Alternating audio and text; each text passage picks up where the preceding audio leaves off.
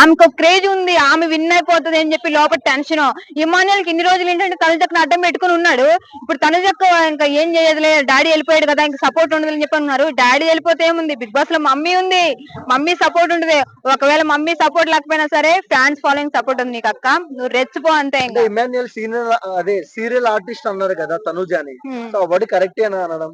అవును కరెక్టే కదన్నా, డ్రామా చేస్తుందా? కరెక్టేనా? సీరియల్ లో డ్రామా చేస్తుందా? మరి వీళ్ళు చేసే డ్రామా కన్నా ఎక్కువ. ఇంత రోజులు ట్రాక్ నడిపి నడిపి ఒకసారి ప్లేట్ మార్చేశారు. నా గేములే నాకు ముఖ్యం, నాకు లవ్లు వద్దు, హగ్గులు వద్దు, నేను జస్ట్ ఫ్రెండ్ లాగా ఉంటున్నా, వీళ్ళకన్నా డ్రామాలు వేస్తుందా తనుజక్క? ఆమె మాట్లాడాల్సి వస్తే నోరు మూసుకుంటారన్న అందరు బిగ్ బాస్ లో. కానీ ఏంటంటే ఆమె మీద ఇంట్రెస్ట్ గేమ్ మీద ఉంది, ఆమె మాట్లాడే మీద మాట్లాడతారు, టైం ఉంది దానికి. పవన్ కళ్యాణ్ టచ్ ఇక్కడ అక్కడ తనుజ అనింది కదా, మళ్ళీ దానికి ఏం చెప్తాం? నార్మల్ గా మాట్లాడినా వేసుకుంటున్నారు. తనుజాను పవన్ ఏదో ఉంది లవ్ ట్రాక్ చేస్తుంది, అందుకే వేపించుకుంది. ఇప్పుడు వేయకపోయినా తంటే వేపించుకున్నా తంటే. ఇంక జనాలు ఎట్లా ఉంటారు బిగ్ బాస్ లో?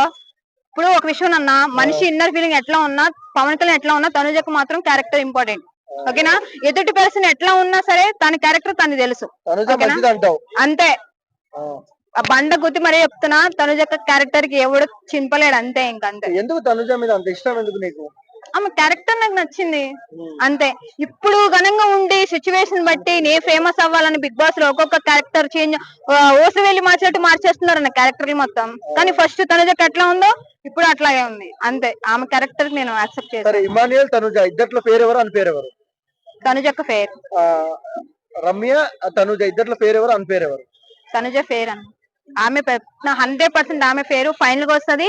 ఆమె సపోర్ట్ తీసుకొని ఇన్ని వనంగా నమ్మి మోసం చేశారు కదా, లాస్ట్ లో తెలుస్తుంది. టాప్ 5 లో ఎవరు ఉంటారు అక్క? ఇంత ఘనంగా తనుజ చిచ్చుకుంటున్నా కదా అన్న, తనుజనే ఉంటది. సరే విన్నర్ ఎవరు చెప్పు? తనుజ. వేరే వాళ్ళు ఉండరు ఇంకా. ఎందుకు? ఉంటే ఒకవేళ సపోజ్ రామురాతో ఉంటే ఐఎమ్ హ్యాపీ. రామురాతో చూస్తే ఆయేష మన రీతు మీద గట్టి ఇదైంది, ఫాగ్ రాసి కొంచెం ఫైర్ అయింది ఇద్దరు ఒకరికొకరు. ఆ ఫైర్ మీకు ఎలా అనిపించింది? ఫైర్ మామూలు ఫైర్ కాదు, వైల్డ్ ఫైర్. అసలు ఆయేష కరెక్ట్ గేమ్ ఆడుతుంది. నాకు అడిగితే చాలా మంది చెప్తున్నారు కదా అరుస్తుంది, లేకుంటే ఆ తర్వాత ఇష్టం వచ్చినట్టు మాట్లాడిస్తున్నారు. కరెక్ట్ ఎక్స్పీరియన్స్ తో ఆడుతుంది ఆమె.